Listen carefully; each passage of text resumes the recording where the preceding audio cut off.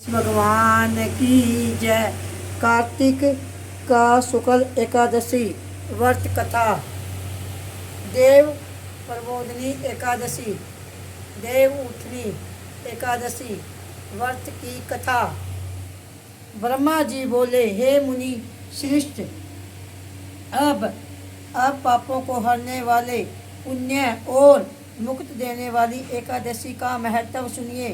पृथ्वी पर गंगा की महत्व और समुंदर तथा तीर्थों का प्रभाव तभी तक है जब तक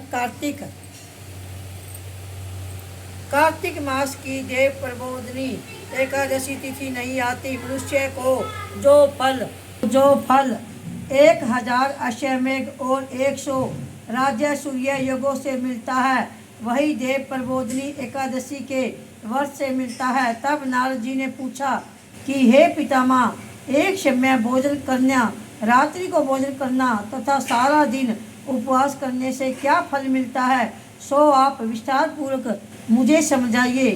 ब्रह्मा जी बोले कि हे पुत्र, एक बार भोजन करने से 1 जन्म और रात्रि को भोजन करने से 2 जन्म तथा पूरा दिन उपवास करने से 7 जन्मों का पाप नाश होता है।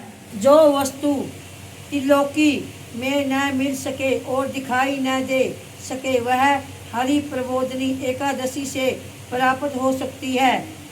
मेरु और मंदरा चल के समान भारी पाप भी नष्ट हो जाते हैं तथा अनेक जन्म से किए हुए पाप समूह सन भर से भस्म हो जाते हैं। जैसे रुई के बड़े भारी ढेर को अग्नि की छोटी सी चिंगारी भस्म कर देती है, वैसे ही विधि पूर्वक थोड़ा सा पुण्य कर्म अंत फल देता है, परंतु विधि रहित चाहे अधिक किया जाए तो भी उसका फल कुछ नहीं मिलता। संध्या न करने वाले नास्तिक, वेद नंदिक, धर्म शास्त्रों की दूषित करने वाले, मुख दूसरे की स्त्री का अपहरण करने वाले, पाप कर्मों से सदैव लगे रहने वाले, धोखा देने वाले, ब्राह्मण अथवा शूद्र एवं स्त्री गमन वाले तथा ब्राह्मणी से भोग करने वाले, ये सब चंडाल के समान हैं।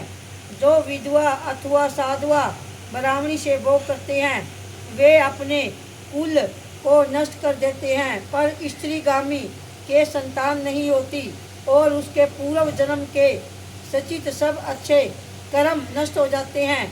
जो गुरु और ब्राह्मणों से अहंकार युक्त बात करते हैं, वह भी धन और संतान भी से हीन होता है। भ्रष्टाचार करने वाले, चंडाली से भोग करने वाले, दुष्ट की सेवा करने वाले और जो नीच मनुष्य की सेवा करते हैं या संगति करते हैं, यह सब पाप हरि प्रबोधनी के व्रत से नष्ट हो जाते हैं। जो मनुष्य अपने मन में हरि प्रबोधनी एकादशी के व्रत को करने का संकल्प मात्र करता है, उनको 100 जन्मों के पाप नष्ट हो जाते हैं। और जो रात्रि को जागरण करता है, उनकी आने वाली 10 पीढ़ी स्वर्ग में जाती है। नरक के दुखों से छूटकर प्रसन्नता के साथ सुजित होकर वे विष्णु लोक को जाते हैं। ब्रह्माहति महान पाप भी इस व्रत के प्रभाव से नष्ट हो जाते हैं। जो फल समस्त तीर्थों में स्नान करना, गौ श्रवण और भूमि को दान करता है से होता है, वही फल इसमें एकादशी के रात्रि को जागरण से मिलता है। हे मुनि सदला, इस संसार में उसी मनुष्य का जीवन सफल है जिसने हरि प्रबोधनी एकादशी का व्रत किया है। इस संसार में जितने भी तीर्थ हैं, उनके सबके स्नान दान आदि का फल इस व्रत से मिलता है।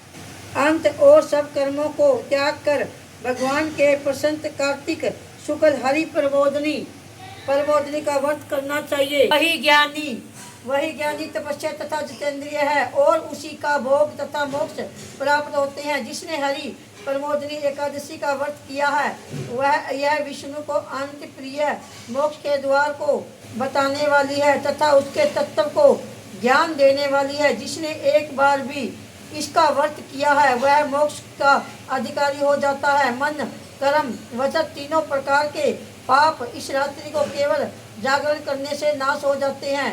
हरि प्रबोधनी के दिन जो मनुष्य भगवान के प्रसन्न स्नान दान तप व यज्ञ आदि करते हैं वे अक्षय पुण्य को प्राप्त होते हैं। हरि प्रबोधनी एकादशी के दिन व्रत करने से मनुष्य के बाल यौवन और वृद्धावस्था में किए गए समस्त पाप नाश हो जाते हैं। इस एकादशी को रात्रि को जागरण का फल चंद्र सूर्य ग्रहण के समय स्नान करने से हजारों गुना अधिक होता है। अन्य कोई भी पुण्य के इस समान में व्यर्थ है। जो मनुष्य हरि प्रमोदनी का व्रत नहीं करता उनके सब पुण्य व्यर्थ है। अंत में नारद तुमको भी विधि पूर्वक यत्न के साथ इस व्रत को करना चाहिए। जो कार्तिक मास में धर्म पराया होकर अन्न नहीं खाता उन्हें चंद्रमान व्रत का फल प्राप्त होता है। कार्तिक मास में भगवान दान आदि में इतने प्रसन्न नहीं होते जितने कि शास्त्र को की कथाओं के सुनने से होते हैं। कार्तिक मास में जो भगवान विष्णु की कथा का एक या आधा श्लोक भी पढ़ता है, सुनता है या सुनाता है उनको 100 गांव का दान का फल मिलता है। अंत अन्य सब कर्मों को छोड़कर कार्तिक मास में मेरे सम्मुख बैठकर मेरी कथा पढ़नी या सुननी चाहिए। जो कल्याण के लिए कार्तिक मास में हरि कथा कहते हैं वे सारे कुटुंब का आसन मात्र से उद्धार कर देती हैं। शास्त्रों की कथा कहने से और सुनने से 10,000 यज्ञों का फल मिलता है। साथ ही उनके सब पाप भस्म हो जाते हैं। जो नियम पूर्वक हरि कथा सुनते हैं वे 1000 गौदान का फल पाते हैं। विष्णु को जगाने के दिन जो भगवान की कथा सुनते हैं वे 7 दीपों समस्त पृथ्वी का दान करने का फल पाते हैं। जो मनुष्य भगवान की कथा सुनकर वाचक को अपनी सामर्थ्य के अनुसार दक्षिणा देते हैं उनको सनातन लोक मिलता है। ब्रह्मा जी की यह बात सुनकर नारद मुनि ने कहा कि हे भगवान, एकादशी के व्रत की क्या विधि है और कैसे व्रत करने से क्या फल मिलता है, वह भी विस्तार पूर्वक समझाकर कहिए। नारद मुनि की बात सुनकर ब्रह्मा जी कहने लगे कि ब्रह्म मुहूर्त में जब 2 घड़ी रात्रि रह जाए, सुबह उठकर सोच आदि से निवृत्त होकर दंत दावन आदि करके उसके बाद नदी तालाब कुआं बावड़ी या घर में ही जैसा संभव हो स्नान आदि करके फिर भगवान की पूजा करके कथा सुने और फिर व्रत का नियम ग्रहण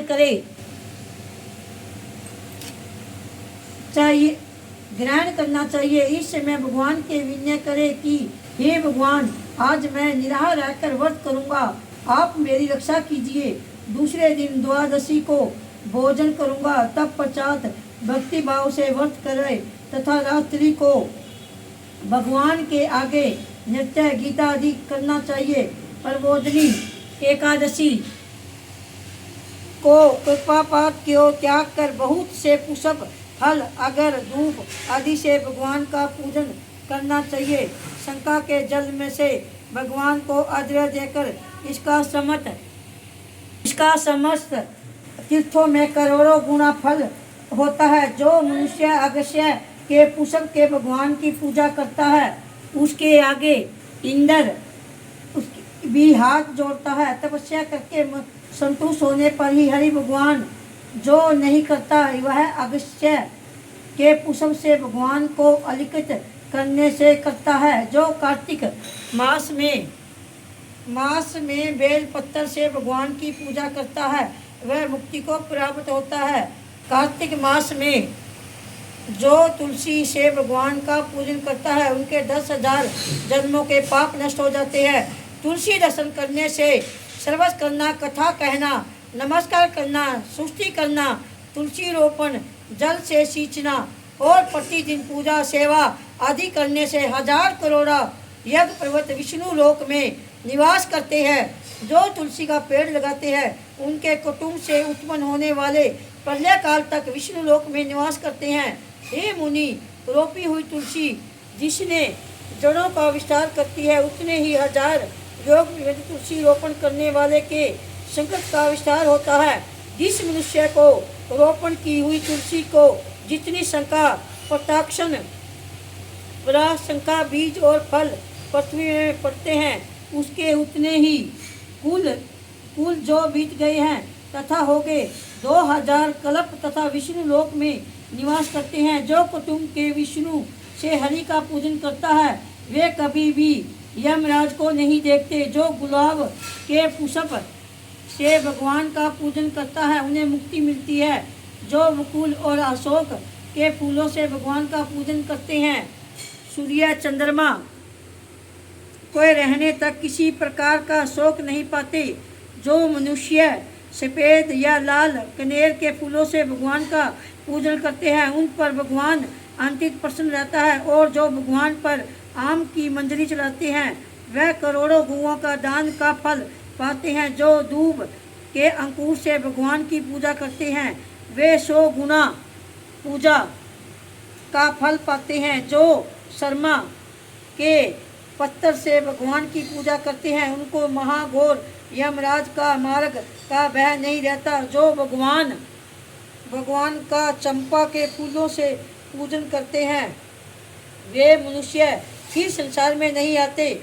जो मनुष्य कार्तिक के पुष्प के भगवान पर चढ़ाते हैं उनके करोड़ों जन्म का पाप नष्ट हो जाते हैं। जो पीले रक्त वर्ण के कमल के पुष्प से भगवान का पूजन करते हैं, जो भगवान का पूजन करके प्रत्येकाल होने पर उठकर नदी पर जाए और वहाँ स्नान जप तथा प्रतिकाल के कर्म करके घर में आकर विधि पूर्वक भगवान केशव को पूजन करे, व्रत करे, संपाप्ति पर विधान ब्राह्मणों को भोजन करवावे और दक्षिणा देकर अक्षमा याचना करे।